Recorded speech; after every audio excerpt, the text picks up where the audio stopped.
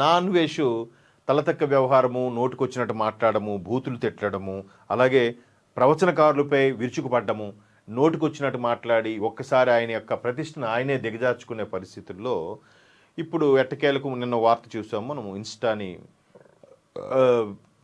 Ban చేశారని.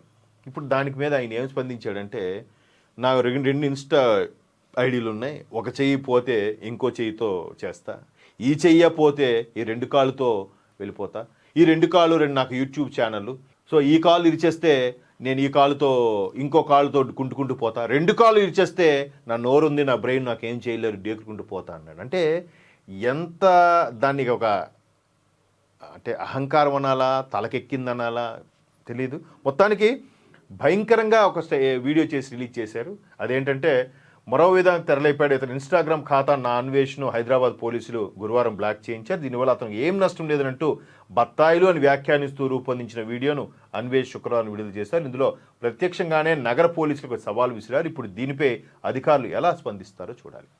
ఇంతకుముందు ఐబొమ్మ రవి కూడా అలాగే నన్ను ఎవడో దమ్ముంటే నన్ను పట్టుకో షెకావత్, పట్టుకుంటే వదిలేస్తా సిండికేట్ అంటాడు, ఏదో పుష్ప సినిమాలో ఒక డైలాగ్ ఉంటుంది. అలాగా ఇక్కడ నన్ను ఏం పట్టుకోలేదని చెప్పి ఐబొమ్మ రవి సవాల్ విసిరాడు. ఇప్పుడు ఏమైంది, జైల్లో ఉన్నాడు, రీసెంట్గా బెయిల్ వచ్చింది. ఇప్పుడు ఈయన కూడా నాకు ఒక ఇన్స్టా క్లోజ్ అయిపోతే ఈ చేతితో చేస్తా, ఈ ఇన్స్టా కూడా క్లోజ్ అయిపోతే కాలుతో వెళ్తా, ఈ కాలు ఇరగొట్టేస్తే ఇంకో కాలుతో కుంటుకుంటూ వెళ్తా, ఈ కాలు మొత్తం ఇరగొట్టేస్తే ఇంకేంటి ఎగురుకుంటా నువ్వు. ఇప్పటికీ యావరేజ్గా ఆయనకి యూట్యూబ్ మీద సుమారుగా 6 నుంచి 8 లక్షల వరకు ఇన్కమ్ వస్తుంట మంత్లీ ఆయన చేసే వీడియోలు వీటన్నిటి వల్ల. సో ఇదంతా అంత సవ్యంగా ఉన్నవాడు ఒక్కసారి ఎందుకలా మారాడు అనేది ఇప్పటికీ అర్థం కాదు. ఎందుకు ఆ కసి, ఎందుకు ఒక్కసారిగా టెంపర్తనమో కానీ మొత్తానికి చేతులు కాల్చుకునే పరిస్థితి వచ్చింది. తర్వాత ఆకులు పట్టుకుంటాడేమో.